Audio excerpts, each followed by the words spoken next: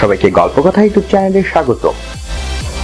বিনোদন ও স্পোর্টসের এরকম আরো নিউজ পেতে আমাদের চ্যানেলটি সাবস্ক্রাইব করুন ও বেল বাটনে প্রেস করুন।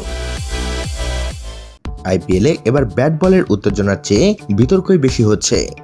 রবিচন্দ্রন আশ্বিনের মান কাট আউটের পর রয়্যাল চ্যালেঞ্জার্স বেঙ্গালুরু ও মুম্বাই ইন্ডিয়ান্সের ম্যাচে নো বল বিতর্ক নিয়ে সরগরম ভারতের ক্রিকেট মহল। মুম্বাই বেঙ্গালুরু ম্যাচের শেষ বলটা নো হলেও তা আম্পায়ারের চোখ এড়িয়ে যায়। অনেকের মতেই ডেলিভারিটি নো হলে ম্যাচের ফল অন্যরকমও হতে পারত, কিন্তু আম্পায়ার সুন্দরম রবি যে এমন অবিশ্বাস্য ভুল করবেন তা কে জানত। এর কারণ হিসেবে ভারতীয় ক্রিকেট বোর্ডকে দায়ী করেছেন বোর্ডেরই ঊর্ধ্বতন কর্মকর্তা।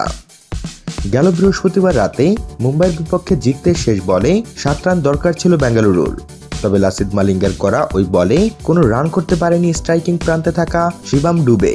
ফলে 6 রানে ম্যাচ জিতে যায় রোহিত শর্মার দল। পরে টিভি রিপ্লেতে দেখা যায় বল ছড়ার সময় মালিঙ্গার পা দাগের চেয়ে প্রায় 1 ইঞ্চি বাইরে ছিল। আম্পায়ারদের চোখ এড়িয়ে যাওয়ায় তা নো বল হয়নি। এ নিয়েই সৃষ্টি হয়েছে তুমুল বিতর্ক।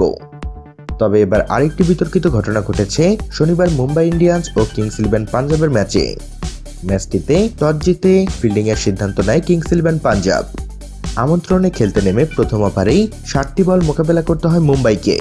ম্যাচে টস হেরে নতুন বল বোলিং করতে গিয়ে 7টি বৈধ ডেলিভারি করতে হয় ক্যাপ্টেন আশ্বিনকে।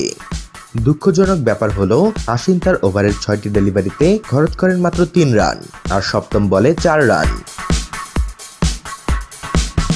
তো বন্ধুরা, বিশ্বে অন্যতম বড় ঘরোয়া ক্রিকেট লিগ আইপিএল এর খেলা নিরপেক্ষভাবে পরিচালনার জন্য কি ধরনের পদক্ষেপ নিতে হবে বলে আপনার মনে হয় জানিয়ে দিন আমাদের কমেন্ট বক্সে। সবশেষে ভিডিওটিতে লাইক ও শেয়ার দিয়ে আমাদের সাথে থাকুন। ধন্যবাদ।